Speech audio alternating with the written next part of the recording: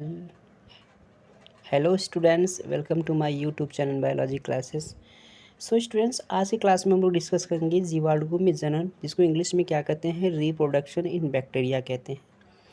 तो basically reproduction in bacteria की classes में हम लोग पढ़ेंगे कि ये जनन जो है, जनन क्या है और जनन कितने प्रकार के होते हैं। लेकिन यहाँ पे जो जनन देखना है वो किस में देखना है, जीवाणुओं में जनन देखना है। तो इससे पहले वाले क्लासेस में हम लोग पढ़े थे कि जीवाणु में श्वसन क्या है और श्वसन के कितने प्रकार हैं और श्वसन कितने कितने मतलब कितने तरह के होते हैं। चलिए स्टार्ट करते हैं। जीवाणुओं में जनन। तो जीवाणुओं में जो जनन है, जनन का मतलब होता है क्या चीज़, जनन का मतलब होता है कि कोई भी जीव अपने ही जैसे क्या करता है, एक नए संतान को क्या करता है, उत्पन्न करता है या पैदा करता है। तो बेसिकली ये क्रिया क्या कहलाती है, जनन कहलाती है, मतलब रिप्रोडक्शंस कहलाती हैं। ठीक है। अब जो जीवाणुओं में जनन होता है, जीवाणुओं में जनन मुख्य रूप से दो तरह के होते हैं। कितने तरह के होते हैं, दो तरह के होते हैं। किसमें, जीवाणुओं में जनन जो होता है वो दो प्रकार के होते हैं, दो तरीके से होते हैं। पहला क्या होता है, पहला होता है वर्धी जनन, या फिर इसी को कायिक जनन भी कहते हैं। मतलब इसे दो नामों से जाना जाता है। एक तो इसको वर्धी जनन कह देंगे और दूसरा क्या कह देंगे, कायिक जनन कह देंगे। ठीक है। इसको इंग्लिश में कहते हैं वेजिटेटिव रिप्रोडक्शन कहते हैं। ठीक। और जो दूसरा होता है, दूसरा क्या होता है, अलैंगिक जनन होता है। इसको इंग्लिश में बोलते हैं एसेक्सुअल रिप्रोडक्शंस कहते हैं। ठीक है। तो यहाँ पे बेसिकली जो बैक्टीरिया में जो रिप्रोडक्शंस होते हैं वो टू टाइप्स का होता है। First vegetative reproductions and second asexual reproductions, मतलब वर्धी जनन या फिर इसे क्या कहते हैं, कायिक जनन कहते हैं, जो कि पहले तरीका होता है। दूसरा तरीका क्या है, अलैंगिक जनन, या इसको क्या कहते हैं इंग्लिश में एसेक्सुअल रिप्रोडक्शंस कहते हैं। ठीक है। यहाँ पे कुछ पॉइंट मैंने नोट किया है। यहाँ पे देखिए लिखा क्या गया है कि जीवाणुओं में सत्य लैंगिक जनन जो होते हैं अनुपस्थित होते हैं। मतलब इसमें जो सेक्सुअल रिप्रोडक्शंस होते हैं वो क्या होता है, इसमें अनुपस्थित होता है। इसमें कोई भी लैंगिक जनन की प्रक्रिया नहीं होती है। ठीक है। लेकिन कुछ कंडीशंस यह है कि वर्तमान काल में इलेक्ट्रॉन सूक्ष्मदर्शी की सहायता से अध्ययन करने पर यह स्पष्ट हुआ कि जीवाणुओं में कुछ जातियों में आनुवंशिक पदार्थों का क्या होता है, विनिमय होता है।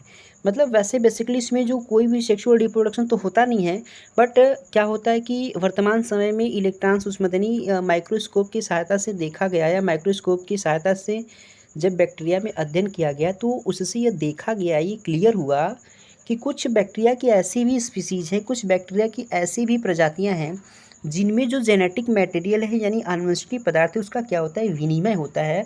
अर्थात उसका जो जेनेटिक मटेरियल होता है, एक बैक्टीरिया का जेनेटिक मटेरियल दूसरे बैक्टीरिया के अंदर क्या हो जाता है, ट्रांसफ़र हो जाता है, मतलब विनिमय हो जाता है, चला जाता है। ठीक है। आई होप कि आपको समझ में आ रहा होगा।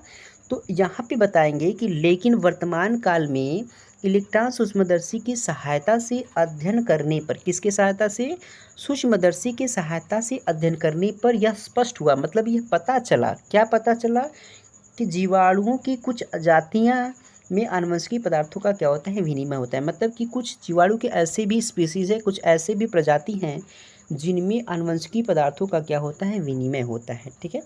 तो अब हम यहाँ पे देखेंगे कि जो जनन के दो प्रकार है, एक वर्धी एक अलैंगिक है। तो अब एक एक कर पढ़ लेते हैं कि वर्धी जनन किसे कहते हैं। ठीक है।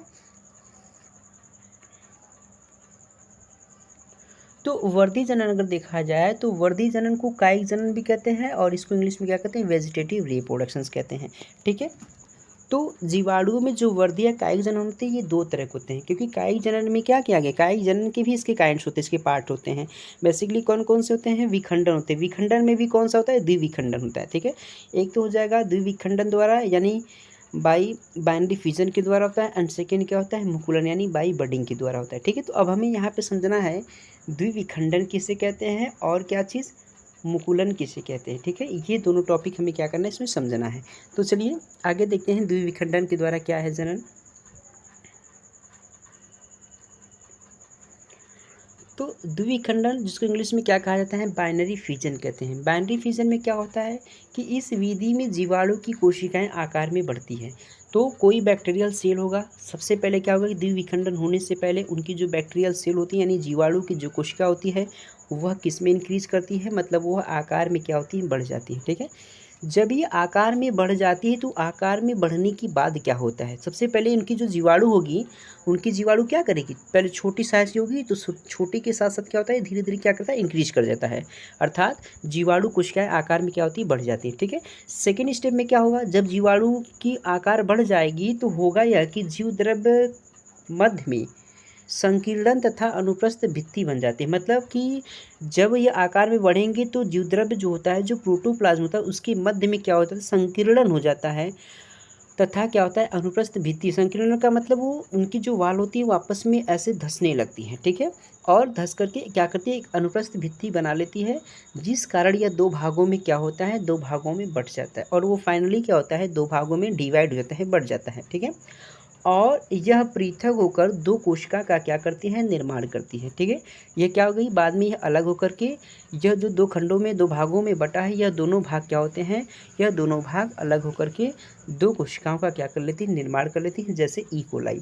ठीक है, अब हम इसको डायग्राम के थ्रू समझ लेते हैं। जैसे ये देखिए, ये क्या है, ये कोई बैक्टीरियल सेल है। ठीक है, तो ये जो बैक्टीरियल सेल है, ये बैक्टीरियल सेल क्या करेगा, सबसे पहले आकार में बढ़ जाएगा और इसमें पाया जाने वाला क्या है, ये क्रोमोजोम्स यानी इसका जो जेनेटिक मटेरियल है, ये इसमें क्या होगा कि सबसे पहले आकार में बढ़ने के बाद यहाँ पर क्या हो रहा है, यहाँ पे संकीर्ण हो रहा है, अर्थात इनकी जो वाल से अंदर की तरफ धंस रही है और फाइनली ये क्या हुआ, दो भाग में ये क्या हो गया, डिवाइड हो गया, एक ये रहा और एक ये रहा और यहाँ पे दो संतति कोशिकाओं का क्या हो जाता है, निर्माण होता है। तो बेसिकली इस प्रकार का जो रिप्रोडक्शंस होता है, इस प्रकार की रिप्रोडक्शंस को क्या कहते हैं, तो इस प्रकार की रिप्रोडक्शन को कहा जाता है क्या चीज़, बाइनरी फिजन कहते हैं, यानी द्विविखंडन कहते हैं। द्विविखंडन का मतलब दो भागों में बंटना, एक पेरेंटल सेल से टू डॉटर सेल्स का क्या हो जाना, फॉर्मेशन होना, बेसिकली क्या कहलाता है, बाइनरी फिजन कहलाता है। ठीक है, अब हम इसके नेक्स्ट स्टेडिंग की तरफ बढ़ते हैं। नेक्स्ट क्या है, मुकुलन। मुकुलन को इंग्लिश में क्या कहते हैं, बडिंग कहते हैं। ठीक है, तो बडिंग में इस विधि में जीवाणु कोशिका में एक कलिका जैसी संरचना निकलती है। मतलब कोई भी बैक्टीरिया है,